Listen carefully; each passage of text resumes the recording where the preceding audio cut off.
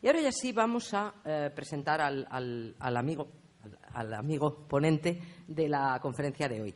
José Luis Orantes de la Fuente, ponte por aquí, hombre, por lo menos que te vean, aunque lo van a ver ahora, pues es físico, es licenciado en Física por la Universidad de Valladolid y es este joven que me acompaña por aquí, que ya se ha jubilado. Pero digo que es joven porque es que desde que se ha jubilado hace muchísimas más cosas de las que hacía antes, incluso durante sus 40 años casi como profesor. Él ha sido catedrático de bachillerato y ha ejercido pues, la docencia durante todo ese tiempo, participando además en muchos programas de actualización metodológica y didáctica.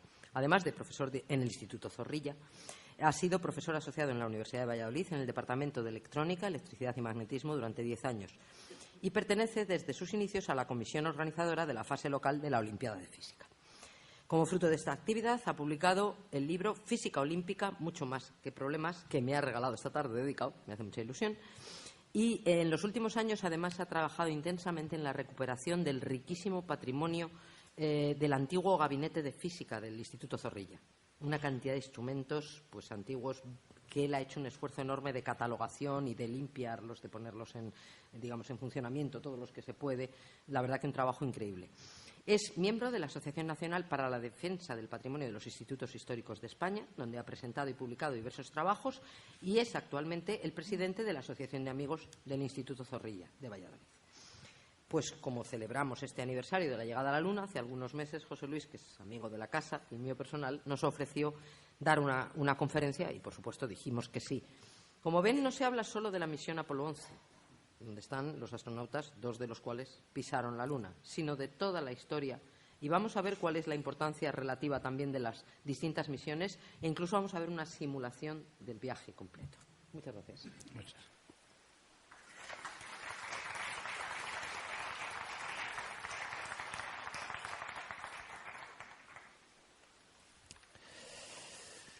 Bueno, buenas tardes. Es un placer estar aquí en estos momentos, sobre todo por la cantidad de buenos amigos que, en fin, que haciendo un esfuerzo, posiblemente, porque me consta, con los comienzos de curso de algunos compañeros, pues siempre es muy de agradecer. Bueno, voy a tratar primero de desvelar un poco una cosa un poco personal, y es de dónde me surge a mí el momento el interés por empezar a realizar este trabajo. Y es una cosa un poco extraña. El cerebro humano es muy extraño. Es tan extraño que te despiertas de repente una noche a las 3 a las 4 de la mañana con una imagen, la trayectoria famosa del viaje a la Luna, y diciendo, ¿y cómo se ha hecho eso? Y entonces ese es el arranque de todo. Es el arranque de todo.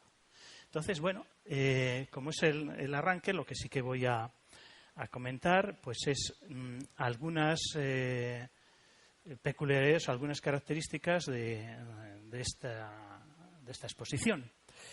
No voy a entrar en muchos detalles que son o bien conocidos o ya se expusieron en una conferencia celebrada en abril pasado por el profesor Eugenio Fernández Aguilar, donde de una manera que yo no voy a poder superar por su gracia y su ingenio, hablaba o desmontaba, mejor dicho, los tópicos, las preguntas tópicas que dicen los que no se creen que el hombre ha llegado a la Luna.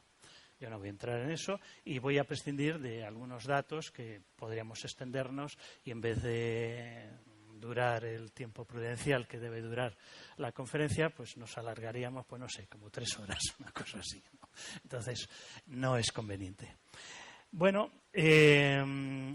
por lo tanto, la estructura de la charla, lo que vamos a hacer, lógicamente sí, vamos a hacer una introducción general para entender por qué se produce esto que se llama la carrera espacial, el proyecto Apolo, algunas de las características, y luego entraremos en un poco más de detalle lo que es el vuelo del Apolo 8, que para mí naturalmente que el Apolo 11, los primeros que llegan a la Luna, etcétera, pero realmente el mérito del Apolo 8 y sobre todo el valor de las personas que van en el Apolo 8 y después la repercusión que van a tener en el famoso Apolo 13, el de Houston tenemos un problema, va a ser trascendental por lo que va a ocurrir también en el Apolo 8. Entonces, bueno, pues ese va a ser el esquema un poco de la charla. Bien, vamos a ver si yo consigo hacerme con esto. Vamos a empezar, lo primero de todo, con el discurso I therefore ask the Congress, que el presidente above and beyond the increases I have Kennedy earlier requested for space activities, hace to provide the funds which en are el needed Congreso to de meet the Estados following Unidos el national 25 goals. de mayo de First, 1961. I believe that this nation should commit itself to achieving the goal before this decade is out of landing a man on the moon and returning him safely to the earth. Bueno, aquí tenemos las famosas palabras.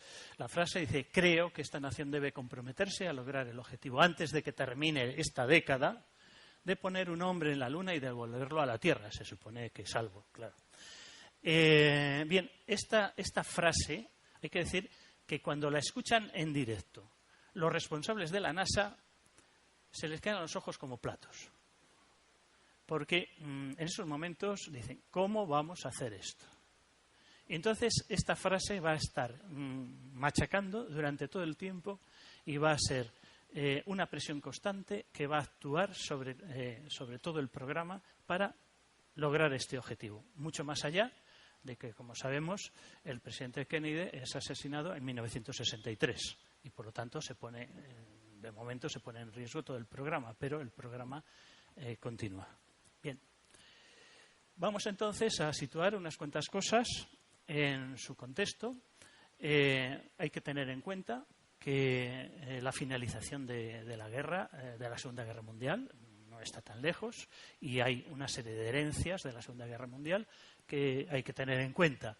Tenemos la Guerra Fría, por supuesto, el enfrentamiento de los dos bloques, etcétera, la Guerra de Vietnam, que está alterando profundamente a la sociedad norteamericana, la inestabilidad social que va asociada, magnicidios, el mismo Kennedy, racismo, protestas estudiantiles, etcétera. Es una década tremenda la que vive Estados Unidos. Paralelamente, el desarrollo de la electrónica, esta va a ser quizás la clave por la cual Estados Unidos va a lograr imponerse de alguna manera en la carrera espacial a la Unión Soviética, el inicio de la computación y la existencia de empresas con excedentes financieros. Bien. Naturalmente, pues qué coincidencia. 4 de octubre. 4 de octubre, lanzamiento del Sputnik este hecho que es un objeto, que es una bola un poco más de medio metro de diámetro, pero el hecho de estar dando vueltas y que los americanos vean allí una cosa que cada poco más de hora y media está pasando por encima de sus cabezas, les pone muy nerviosos. Y, por lo tanto, eso genera una especie de histeria, de estado anímico en toda la nación que hace que inmediatamente se tomen una serie de medidas. ¿Cuáles son esas medidas? Pues esas medidas van a ser que la institución que había, la ANACA, que era una institución militar destinada a la investigación aeronáutica fundamentalmente, creada en 1917, en plena Primera Guerra Mundial, se va a transformar rápidamente en un ente más complejo, que es la NASA, en 1958. Es decir, rápidamente se empiezan a tomar medidas al respecto. Bien, aquí tenemos las insignias, la bandera y el logotipo de la NASA. Bueno, si analizamos lo que tenemos aquí es un disco que representa la Tierra, la Luna, una especie de órbita de un satélite, un conjunto de estrellas que no están bien identificadas, no se sabe si representan algún tipo de constelación, y un objeto, aquí en color rojo, que es el que se mantiene. Aquí han desaparecido la Tierra y la Luna, pero se mantiene esta estructura. ¿Qué es esa estructura? Bueno, pues esa estructura es realmente el proyecto en el que empieza a investigar la NASA en el momento de su creación, que es un ala supersónica. Y entonces, como están muy encantados con los trabajos manuales que han hecho para modelizar ese ala, pues la colocan ahí y ha permanecido. Bueno, ¿qué pongo aquí? Bueno, pues esa es la insignia de Star Trek. Para que veamos pues un poco las analogías, y hay unos guiños, la NASA después va a hacer también unos guiños correspondientes con la insignia de Star Trek. Bueno, en fin, pues combinando un poco también la parte social y los frikis correspondientes. Bueno, no se puede olvidar que todo el proyecto Apolo y el director de la NASA inicialmente es un personaje, en fin, que es Von Braun. Von Braun es miembro de las SS y es el que se dedica a fabricar las bombas volantes que caen sobre Londres, y el desarrollo sobre todo de las V2. Bien, bien, hay una historia oscura que a veces no se tiene mucho interés en poner de manifiesto, pero es interesante saber que en los últimos días de la guerra o los primeros días hay una carrera, tremenda, tanto por parte de los aliados, especialmente los americanos, como por parte de los soviéticos, para intentar capturar, secuestrar a la mayor parte de los científicos nazis que habían estado trabajando. Entonces, en Estados Unidos eso le denomina la operación Paperclip, y como consecuencia de eso son del orden de un centenar largo de científicos los que se llevan primero a Estados Unidos, que los tienen allí en una especie de medio campo de concentración, pero que rápidamente van a pasar a mejor vida en el sentido material, naturalmente. Y bueno, y dentro de ellos, por supuesto, principalmente está Von Braun. No solamente se llaman los científicos, sino que tratan de coger todos los aparatos montados o semimontados, las V2, que encuentran, y se las llevan a Estados Unidos, y ese es el inicio por decirlo así, del estudio de la carrera espacial en Estados Unidos. Bien, por supuesto, en 1960 se inicia el programa Apolo y la construcción del Saturno V, que es el padre es Von Braun. En el 69 sabemos que lleva el hombre a la Luna. En el 71 tiene que declarar Von Braun en Alemania por su responsabilidad durante la guerra. Lo que ignoro es en qué se tradujo eso. Me parece que en nada. En el 74, a consecuencia de que en el 72-73 se clausura el proyecto Apolo y se quedan en la calle pues prácticamente toda la gente que había estado trabajando, miles de personas, pues es contratado precisamente los que tenemos algo que ver con la electrónica, pues nos llama la atención, ¿no? Con una marca súper conocida de semiconductores que es Fairchild. En 1977 muere por un cáncer de colon. Bueno, este es Von Braun. Y aquí rodeado de amistades peligrosas, las V2, aquí con Disney y con Kennedy. Hizo varias visitas, alguna privada incluso, en el que estuvo con Von Braun. Y aquí en el centro podéis ver el tamaño de las toberas del Saturno V, de la fase primera del Saturno V. Unas proporciones impresionantes. Bien,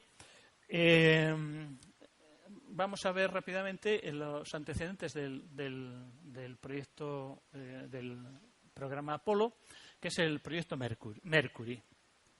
Bien, se inicia rápidamente porque el tema de los soviéticos les surge, y entonces rápidamente empiezan a ver cómo pueden contrarrestar toda esa, sobre todo una propaganda, digamos, a nivel mundial que están teniendo tremenda.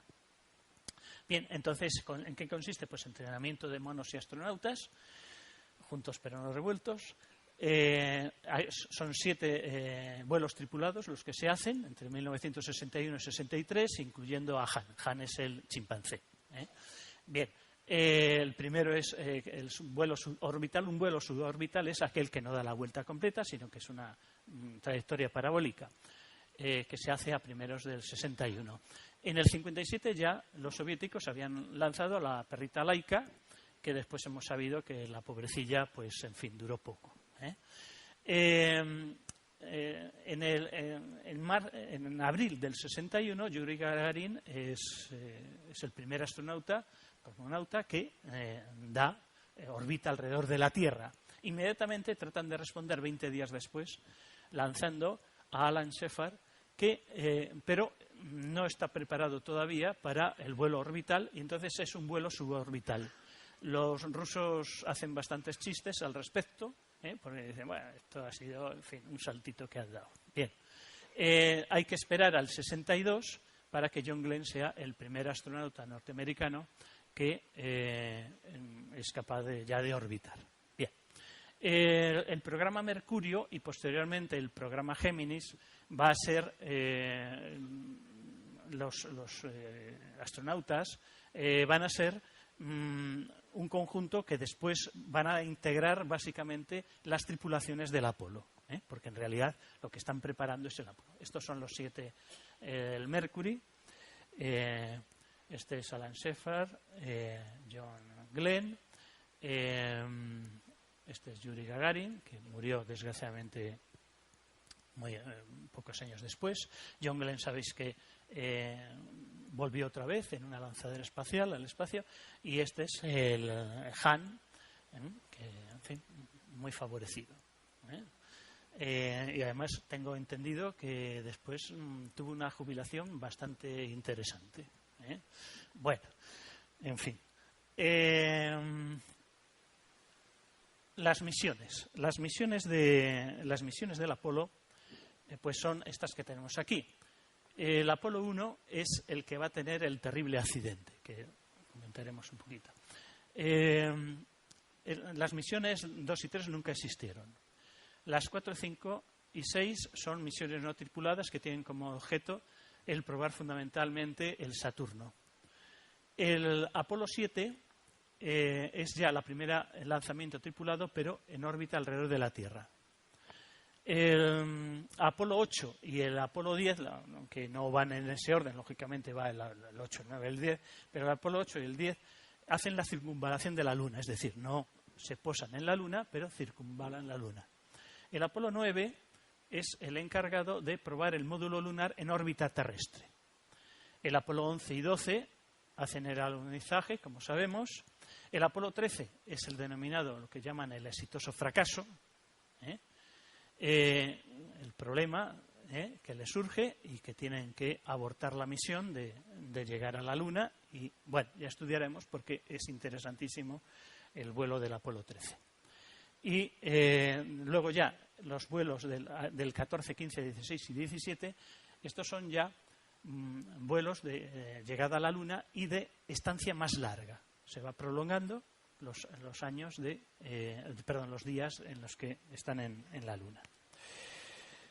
Bien, aquí tenemos a los astronautas que al meterse en la cápsula del Apolo, el Apolo 1, es una prueba que hacen intentando desconectar todo, no vuelan, sino simplemente desconectar todo y ver si funciona. Cierran todo. Bien, parece ser que hay un problema de un cortocircuito, quizás provocado por un exceso de humedad en el ambiente, y al estar la cámara en un 100% de oxígeno, pues surge un incendio tremendo. Se descubren una serie de problemas, de irregularidades, bueno, y esto está a punto de dar al traste con todo el programa Apolo. Posteriormente, se ha sabido que los rusos habían tenido el mismo problema. Lo que pasa que no nos habíamos enterado. Pero tuvieron el mismo problema también. En este caso murió solo un astronauta. Pero tuvieron exactamente el mismo problema. Bien. Esa es como quedó la cápsula en el interior. Bueno, terrible. Bien, una víctima colateral de esto es un personaje que es Harrison Storm. Harrison Storm es un investigador, jefe de división de una empresa, de la NAA, porque una de las cosas que se hace desde la NASA es implicar a las empresas y proponerles, digamos, pues este tipo de negocios, entre comillas, ¿no? De proyectos. Usted mire a ver por cuánto nos sale esto, usted se responsabiliza. Bueno, y son distintas empresas, unas cuantas empresas, las que van a ir haciendo las distintas partes, construyendo las distintas partes del programa Apolo. De ahí surgirán algunos problemas también, como comentaremos. Bien, este personaje, pues se toma como chivo expiatorio y es despedido. Es una figura parcialmente recuperada. Hay un libro que es Ángulo de ataque, del Mike Gray, del 1992, donde describe muy bien todo esto. Y a mí me parece que esta película, que si no la han visto, pues yo se la recomiendo, porque me parece una película estupenda. Yo me entusiasmé quizá excesivamente y cuando me he documentado de algunas cosas, pues mi entusiasmo baja un poquito, pero es una película extraordinaria, de todas formas. Y las tres figuras femeninas son reales, no son ciertas algunas cosas que se dicen de esta persona, que es, no me acuerdo el nombre. Bueno, estas otras dos figuras son figuras ficticias, pero la figura que aquí está, que es en la película, se llama Al Harrison, que está representada por Kevin Costner. Yo creo que está copiada de la figura de Harrison Storm, no solamente por la coincidencia de nombres, sino por el modo de actuar y de trabajo. Bien, es una impresión personal mía. Bueno, esta imagen yo creo que es muy interesante para hacernos una idea del tamaño de las cosas. Aquí hay una representación de lo que son los primeros cohetes, que son prácticamente misiles a los que se les ha superpuesto una cápsula en donde va metido el astronauta. En el caso de Atlas para los Mercury, el Titán ya es un poco más grande, y para el Géminis, que son los que se encargan ya de hacer ensamblajes en órbita de dos naves. Y ya aquí vemos el tamaño descomunal del Saturno V, tamaño de las cápsulas y de la nave Apolo. Vamos a llamar nave a todo porque es el conjunto. Bien.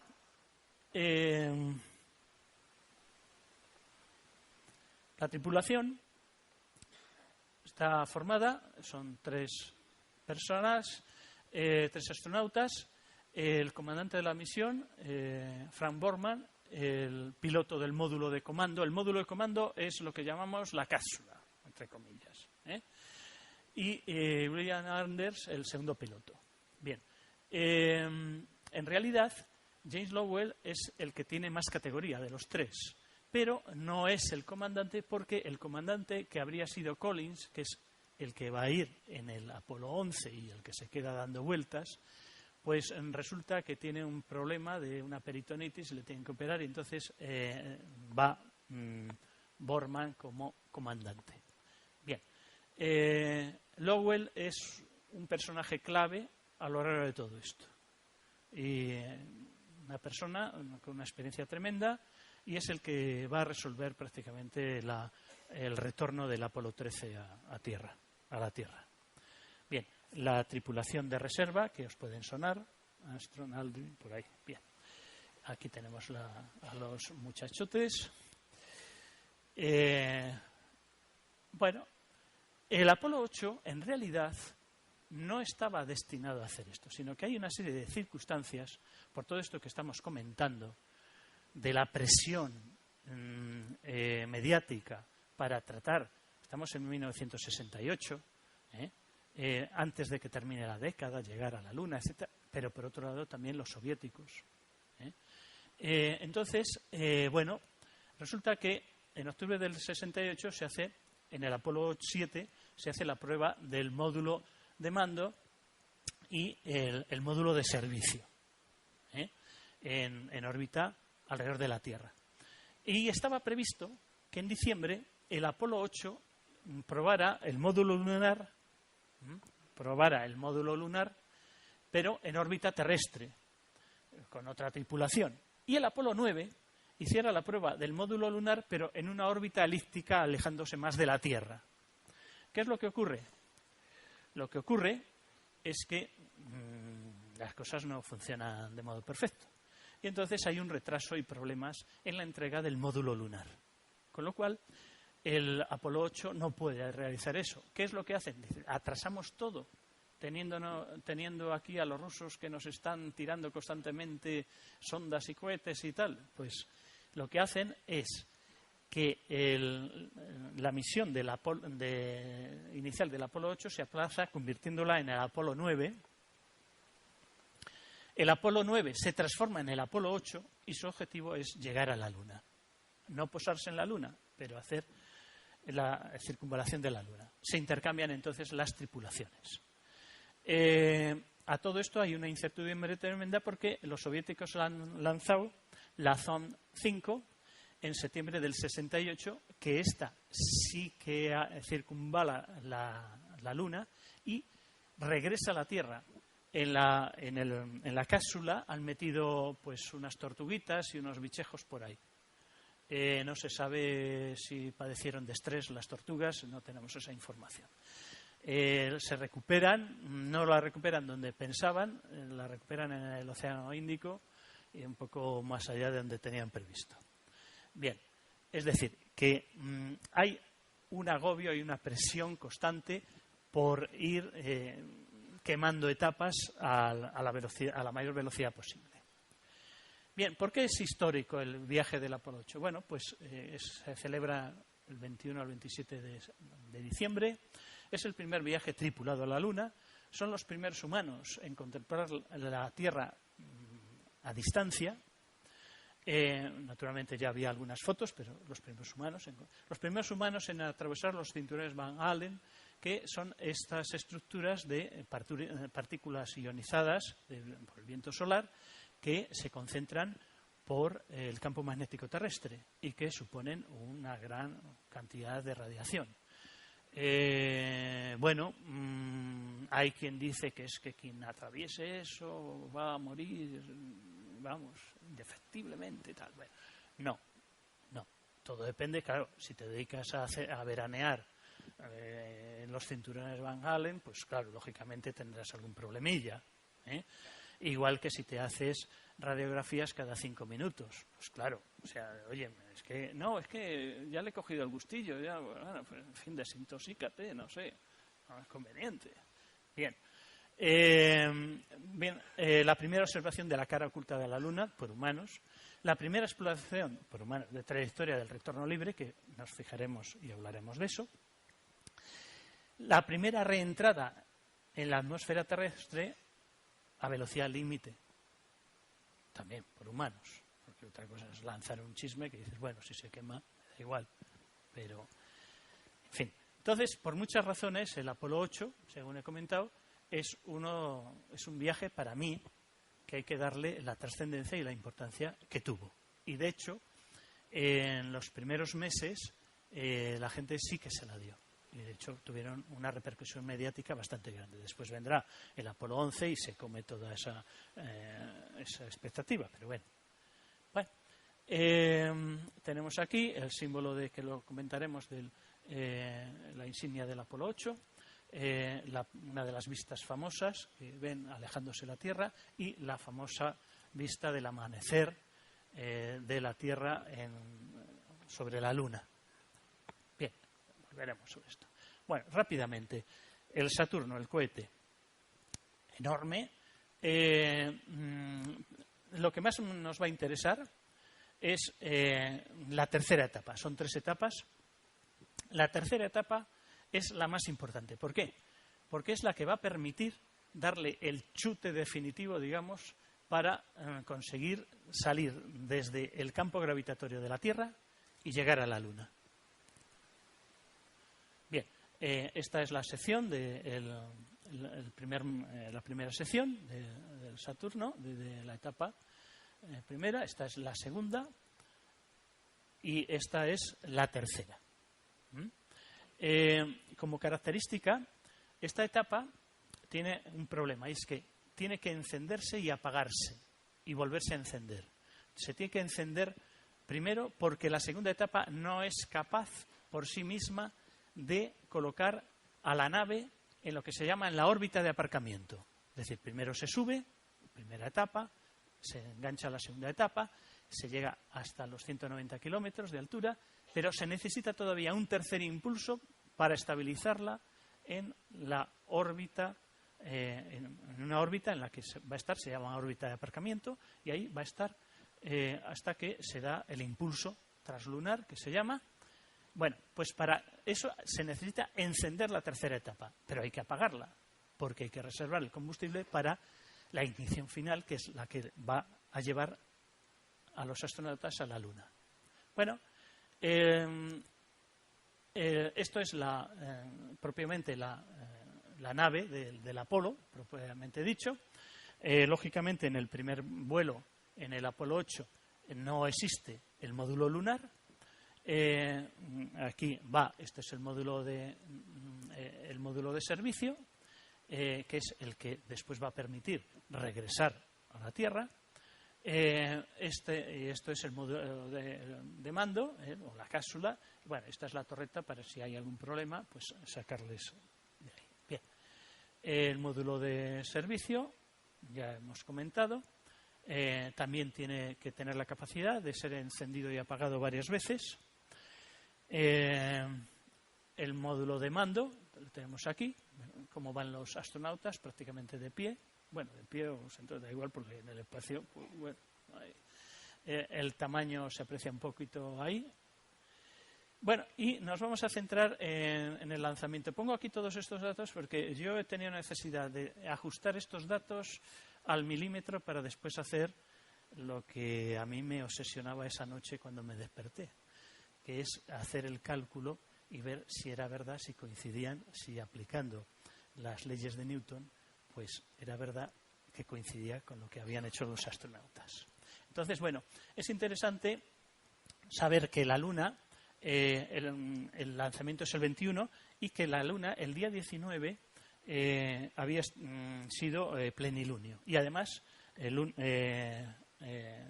perilunio, perdón. Es decir, proximidad mayor a la Tierra. Y además luna nueva. El Sol, claro, 21 de diciembre, pues solsticio de invierno. Entonces quiere decir que el Sol está en una declinación en la más baja posible.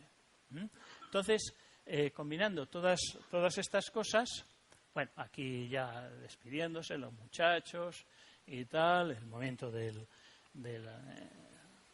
lanzamiento, vale, muy bien, nada. Ya nos ponemos en marcha. Esta es la situación, más o menos, de la posición. Esto es Cabo Cañaveral, la posición donde se lanza, la hora.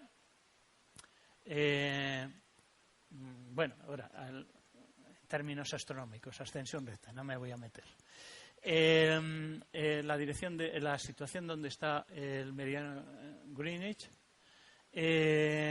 La posición que ocupa la Luna y la posición que ocupa el Sol. Bien, si nos fijamos en este gráfico, podemos rápidamente deducir una cosa. Esta foto es falsa. Es imposible que la Luna esté ahí. Está trucada. Han colocado aquí la Luna, bueno, para que quede bonito. Pero la Luna no podía estar ahí, porque la Luna, si nos damos cuenta, está del lado contrario. No puede haber salido. Bien. Entonces, bueno, esta sí que es una foto más real donde se ve el amanecer allí, tal. Bueno. Bien, ¿en qué consiste el despegue? Pues hay un primer impulso muy duro, la primera etapa de 4G, una segunda etapa que sube a 190 y después la inserción en la órbita de aparcamiento a través de la tercera etapa que tiene que encenderse y apagarse según hemos dicho. Bueno, la órbita de aparcamiento es una órbita entre 185 y 190 kilómetros de altura y da vuelta y media. Antes de, son unos 160 minutos, ¿antes de qué? Pues de producirse ese impulso que va a catapultar a la nave hasta la Luna. Bien, si vemos aquí, este gráfico está calculado por mí, también he hecho una simulación de cómo es todo el desarrollo trasladado sobre el mapa mundi. Esta es la posición inicial de la Luna y del Sol, y la posición de la Luna y del Sol cuando, después de dar vuelta y media, en este proceso, esta zona que hay aquí, es la zona del impulso. Está calculado las distancias y todo. Bien, muy importante. No es por casualidad, o sí, pero la latitud de Cabo Cañaveral es que se ajusta perfectamente para esta tarea, porque facilita extraordinariamente situar a la nave justamente en el plano de la Luna, porque la trayectoria que se va a hacer en el plano de rotación de la Luna alrededor de la Tierra. Entonces vemos aquí la nave, aquí la Luna y el Sol, ¿verdad? El Sol está, daros cuenta, el Sol está más bajo del Ecuador, pues estamos en el solsticio de invierno, y la Luna está aproximadamente, el plano de la Luna, 5 grados por debajo. Bueno, este es el gráfico oficial de la NASA del lanzamiento de la órbita de aparcamiento. Como veis, la correspondencia y la coincidencia con el obtenido por mí en simulación, pues es notable. Bueno, ¿qué es esto de la trayectoria de retorno libre? Bueno, es un modo que permite volver a la Tierra sin gastar combustible. Pero hay que tener en cuenta que la investigación de esto, que supone unos métodos numéricos y de computación bastante complejos, no se tienen desarrollados hasta 1963. Es decir, que cuando empieza el programa Apolo, no saben cómo ir a la Luna. Bueno, esto no saben cómo ir a la Luna, no saben dónde ir, no saben casi nada. Por eso decía yo que, vamos, se quedaron con los ojos a cuadros, ¿verdad?, cuando Kennedy les dice, en una década, allí. O sea, vale, un momento. Vale. Es una trayectoria en el mismo plano orbital. Bien, aquí es una representación muy simple. Esta es una representación más realista. Esta, por cierto, es la representación de la trayectoria del Apolo 13, que ya comentaremos sus peculiaridades. Bueno, y esta es la trayectoria que la sonda soviética Luna 3 hace en 1959, para que veamos que no lo tenían claro.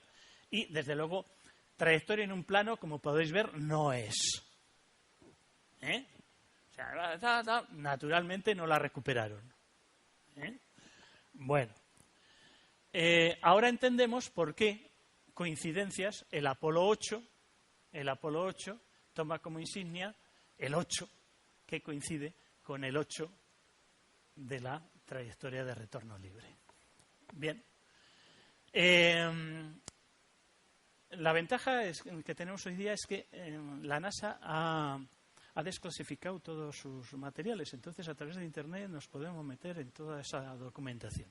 Y en particular tenemos el artículo de Swanninger que publica en 1963, donde describe perfectamente los dos modos. Hay el modo de la trayectoria circunlunar y la cislunar.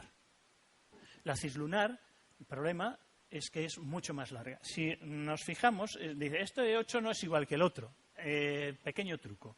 Está hecho con referencia a que la Luna y el sistema de referencia Luna-Tierra, es decir, como si no se movieran. Lo que se mueve es todo lo demás. Es un poco difícil de imaginar, pero es así. Seguramente les sería más fácil hacer los cálculos de gráficos correspondientes.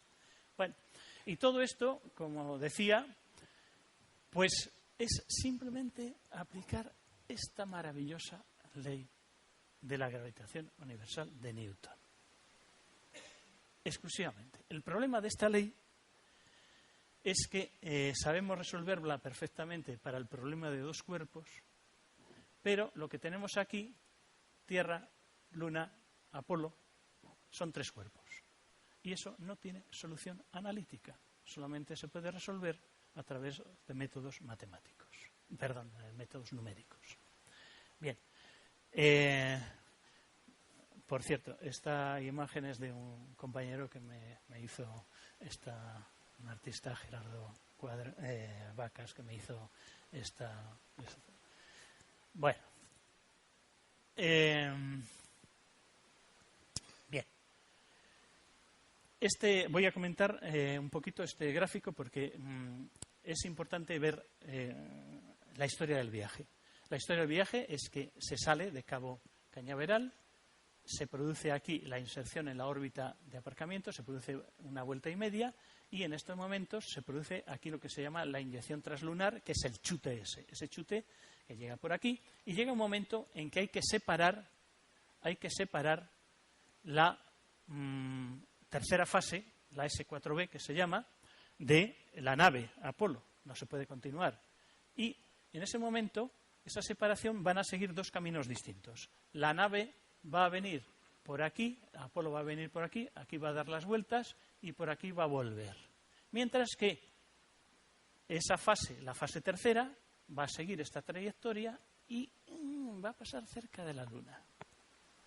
Bueno, ahí en ese punto es en el que se produce esa separación. Esto es lo que ven los astronautas. Y, ¿cómo diría yo? Se asustan. Porque ven un montón de partículas y de cuerpos extraños alrededor, producto de que al separarlos es mediante explosivos.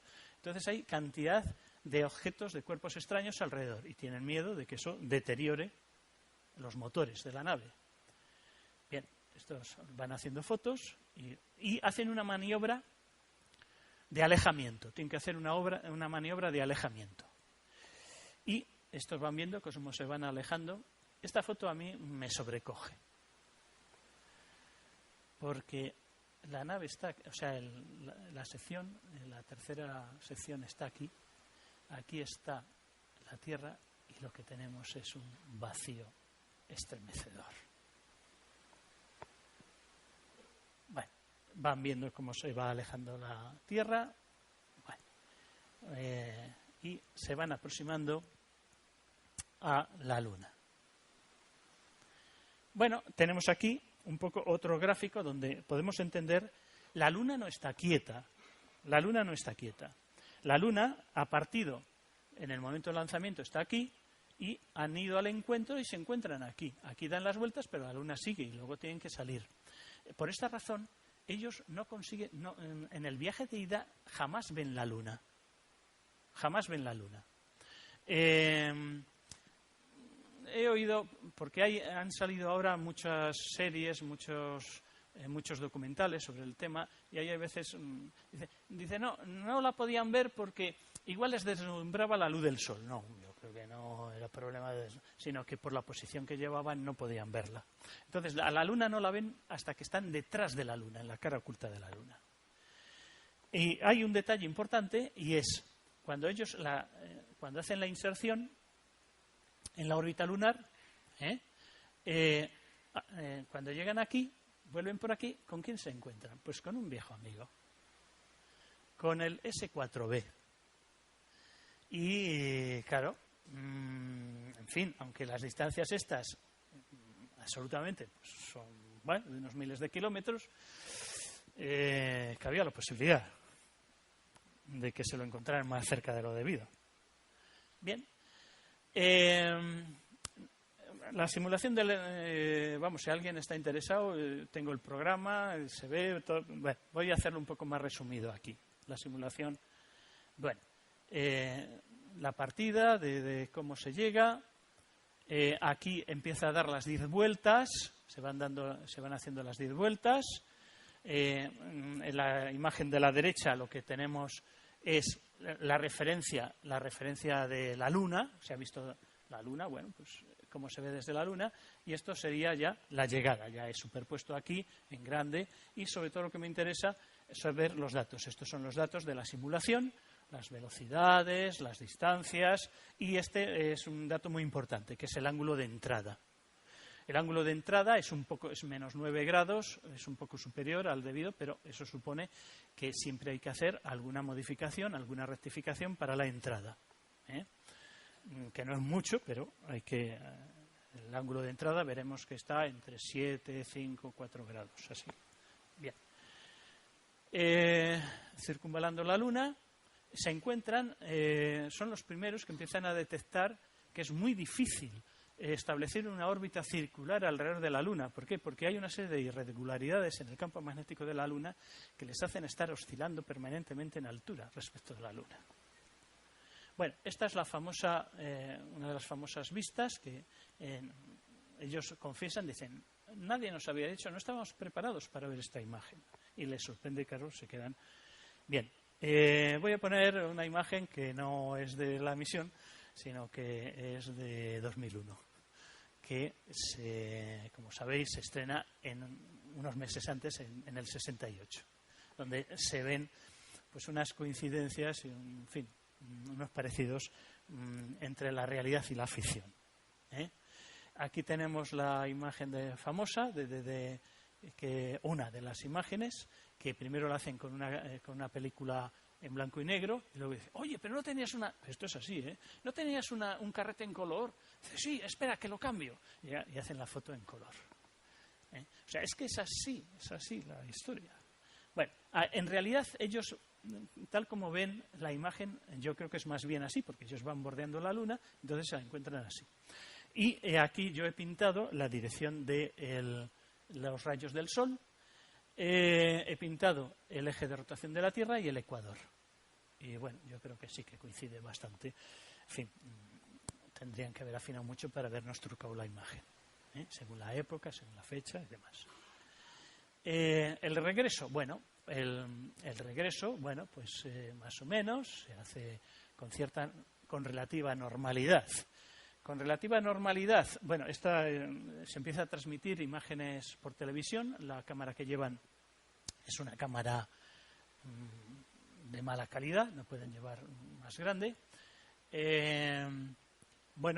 Relativa normalidad, digo, porque, en fin, pues todos cometemos errores. Y Jane Lowell, pues esto, oye, que me aburro, que voy a trastear por aquí, por allá, tal. Pues no sé qué hace y borra parte del programa del ordenador de a bordo. Entonces se tiene que coger el manual, como con el Windows, ¿verdad? Y empezar a ver cómo arreglo yo esto. Y eso va a ser muy importante, porque eso le va a servir mucho para luego lo que va a vivir en el Apolo 13. Y hablamos del ordenador. El ordenador no es HAL. Bien. ¿Qué es el computador de a bordo? Pues es una maquinita, tenéis aquí, una CPU de 16 bits que tiene 4K de RAM, memorias de ferrita, algunas de estado sólido también, 64 KB de ROM, un reloj de 2 MHz, en fin. Este es el cuadro del ordenador y este es el ordenador, el contenido del ordenador. Podéis ver los tamaños. Este es Jane Lowell ahí al lado del ordenador. No se sabe si antes o después de hacer la pifia correspondiente. ¿Y quién es el responsable o la responsable del funcionamiento de este ordenador? Pues es una persona muy interesante porque es Margaret Hamilton. Es una muchacha muy joven que es la creadora del software de esta máquina. Aquí la veis con el listado del programita. Acuñó el término de ingeniería de software, es medalla presidencial de la Libertad en 2016 y honoris causa por la Politécnica de Cataluña en el 2018. Aquí está trasteando ella, toda afanosa, dentro del módulo y aquí en una foto reciente.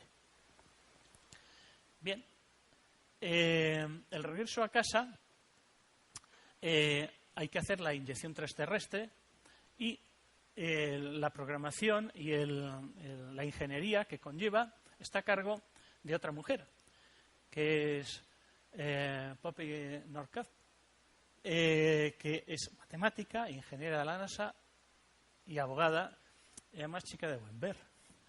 Es la primera mujer ingeniera en trabajar en el Centro de Control de Misión de la NASA durante el Apolo 8. Un cráter de la Luna lleva el nombre de Poppy en su honor y actualmente trabaja en la defensa de los derechos civiles e igualdad de la mujer. La NASA explotó un poquito su imagen a efectos publicitarios. Esta es una foto muy reciente.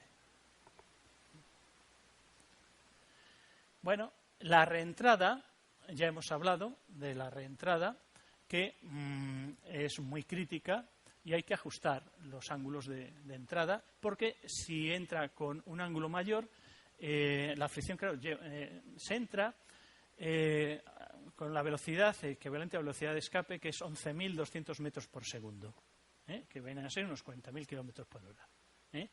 Eso no se puede frenar con cohetes, porque tendría que llevar tanto combustible como el que utilizó para salir de la Tierra. Eso es imposible.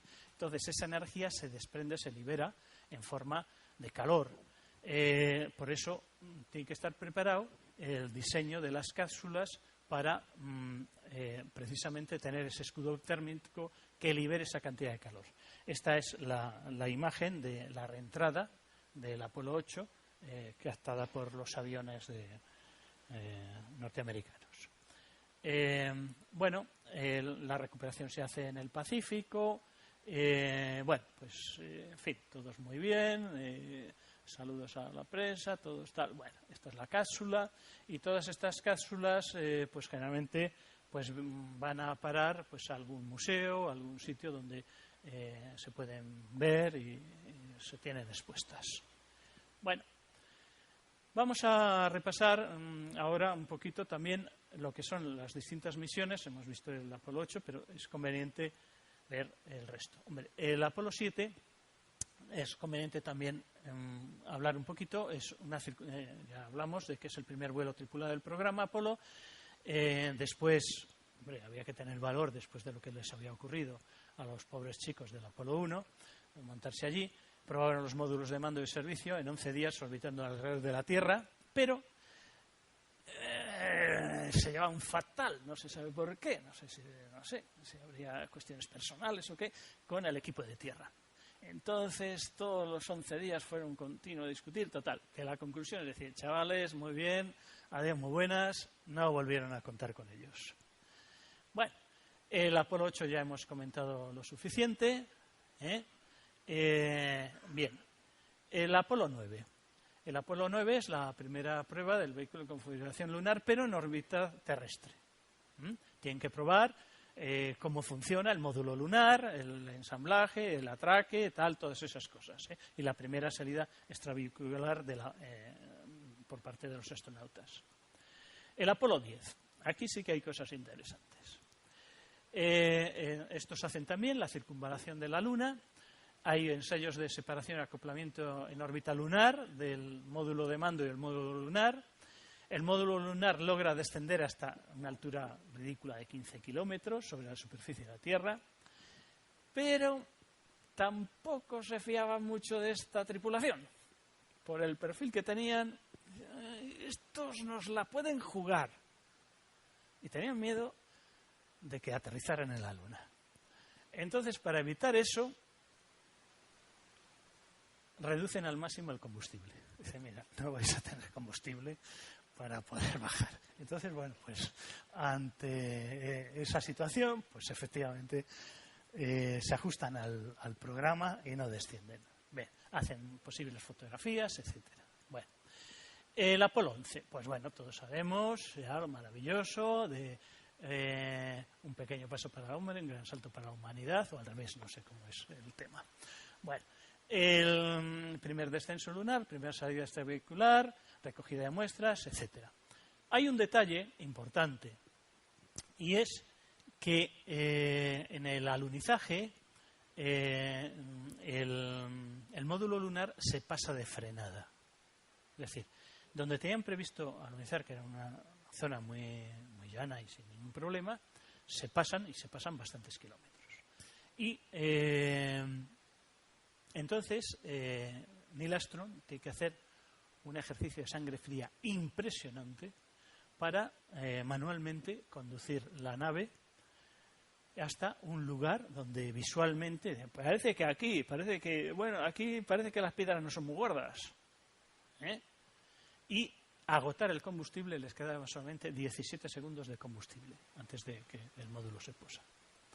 Bien, además, paralelamente tienen la noticia, se está dando la noticia de que hay, ahora mismo no recuerdo el nombre de la sonda, hay una sonda soviética que va a estrellarse a unos centenares de kilómetros justamente cuando están ellos allí.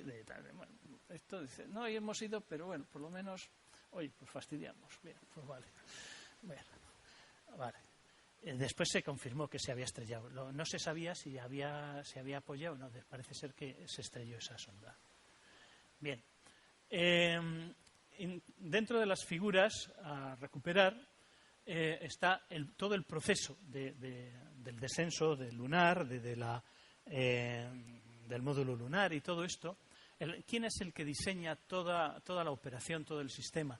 Pues este hombre, John Hubble. El módulo de excursión lunar, la etapa de ascenso, el reencuentro con el módulo, todo esto es consecuencia de este hombre, en contra del criterio de von Braun, que tenía otros pensamientos un poco más grandilocuentes, entre comillas. Entonces da una solución que permite, pues relativamente, con poco volumen de combustibles, de materiales, pues hacer la operación. El Apolo 12, claro, el problema del Apolo 12 es que fueron los segundos. Entonces, ya, ¿quién se acuerda de estos chicos? Pues, sin embargo, en su haber tienen que hacen un alunizaje de precisión extraordinaria y que, bueno, que tienen un éxito, cumplen perfectamente todos los elementos de la misión. El Apolo 13. Bueno, el Apolo 13 tenemos, yo creo que la película que aborda el tema del Apolo 13 está relativamente bien documentada. Y bueno, lo que es interesante es que hay una sustitución también del piloto del módulo de mando, porque ha habido un caso de sarampión en su familia y este no lo ha pasado. Entonces, en evitación de riesgos de que coja el sarampión en la Luna, mediante un ocurrente, pues es sustituido, ¿no? Entonces, bueno, nos va a permitir, el Apolo 13 nos va a permitir hacer un poco el estudio de lo que es la trayectoria de retorno libre, propiamente dicho. Bueno, el retorno libre hemos dicho que es la forma de realizar un viaje a la Luna de forma que se asegure la recuperación de algún modo, aunque sea sin combustible o prácticamente sin combustible. El retorno libre, estamos diciendo, es lo que garantiza que prácticamente sin combustible o con muy poco combustible garantizar el regreso a tierra. El problema es que eso tiene que hacerse muy medido y con unas correcciones muy precisas, porque si no, pues ya hemos visto, si enganchamos a la tierra de frente, pues viene el desastre. Si nos alejamos mucho, nos vamos a pasar y nos podemos encontrar dando vueltas ahí, en fin, en unos periodos aproximadamente una velocidad, un periodo de órbita pues parecido a la órbita de la Luna, o sea, prácticamente de un mes. Bien, entonces eso es lo que en el Apolo 13 surge el problema que surge es precisamente en el módulo de servicio. El módulo de servicio se rompe una tubería, esa tubería produce una explosión y hay un deterioro que se quedan prácticamente, pierden casi todo el combustible y se quedan pues en una situación muy complicada. El problema del accidente del Apolo 13 es que ocurre justamente un poquito antes de entrar en lo que se llama en el campo de influencia de la Luna. Es decir, la gravedad actúa en la Tierra, actúa en la Luna. Entonces, si yo dejo un cuerpo en un punto determinado, pues ese cuerpo, si gana la gravedad de la Tierra, pues se irá hacia la Tierra, y si gana la gravedad de la Luna, se irá hacia la Luna, ¿verdad? Bueno, pues el caso es que justamente el accidente ocurre un poquito antes de entrar en la zona de gravedad lunar o de influencia lunar. Hay unas dudas, unos minutos de dudas por parte del equipo de Tierra, y ya se meten directamente en la influencia de la Luna. No tienen combustible para decir, espera que doy marcha atrás, eso no se puede hacer. Entonces lo que optan es precisamente por probar este sistema de retorno libre. Lo que hacen es ajustarse a la superficie de la Luna lo más posible, y cuando están en la parte trasera de la Luna aprovechan el impulso. Lo que van a utilizar es el combustible que tiene el módulo lunar. El módulo lunar, que estaba previsto solo para el aterrizaje, pues va a ser el que les va a proporcionar el impulso necesario para volver otra vez en esa trayectoria de retorno libre hacia la Tierra. Y en ese proceso tienen, bueno, si han visto la película o si algunas series que hay bastante buenas, pues el problema que tienen es que se encuentran que no tienen energía, tienen que desconectar todos los sistemas de energía, y a continuación pues tienen que apagar el ordenador, tienen que reiniciarlo. De ahí toda la práctica que había tenido Jim Lowell con el ordenador pues le viene muy bien. Tienen que hacer una navegación visual fijándose en el conjunto de estrellas a través de un sextante que tienen marcado en la ventanilla de la cápsula, y esa es la forma en la que son capaces de reingresar en la atmósfera. Así que realmente es un viaje que, si falló en el hecho de llegar a la Luna, es una aventura extraordinaria. Bueno, solamente me faltaba ya comentar el tema de los últimos Apolos, que, como he dicho, ya son Apolos que entran en una regularidad.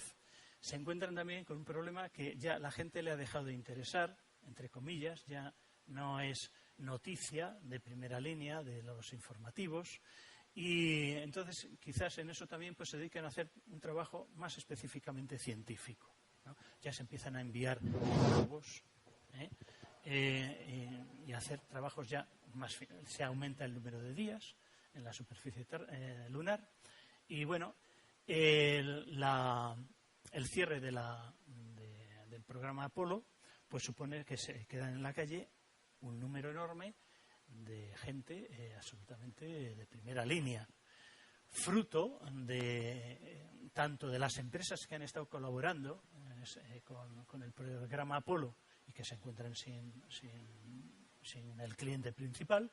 Es el salto que se da especialmente en la electrónica doméstica, digamos, y en la electrónica de todos los días. Y muchas de las cosas que tenemos hoy día surgen precisamente de ahí. Yo recuerdo, y aquí el profesor Fernando Muñoz pues lo recordará seguramente también, como en el primer trimestre del año 73, pues un profesor que no era él, nos llevaba a clase la primera calculadora electrónica, una Texas Instruments que hacía las 4 operaciones y que costaba 2 veces el sueldo de mi padre, que era bastante modesto. Y claro, la escalada a partir de ahí de toda la electrónica pues ha sido fantástica, ¿no? Para finalizar, solamente pues decir que los que vivimos, aunque en fin, tierna edad, estos eventos, y los que les ha sonado más y esto, pues se ha tenido siempre la sensación de decir, bueno, una cosa, fueron a la Luna, los que se lo creen, una cosa, te montas allí y se va. No es así. Claramente no es así. Además, Como todos los grandes eventos, los acontecimientos, los hechos que tienen una relevancia histórica importante, son siempre muy complejos de analizar porque hay infinidad de ramas, de hilos que se cruzan y que hay que estudiar. Por eso yo creo que está muy bien aprovechar estos aniversarios, ¿verdad?, de celebración para empezar a hacer investigación, un poco historia y reconstruir y tomar conciencia y perspectiva de lo que significó realmente todo esto. Esperemos que nos sirva de algo. Pues nada, muchas gracias.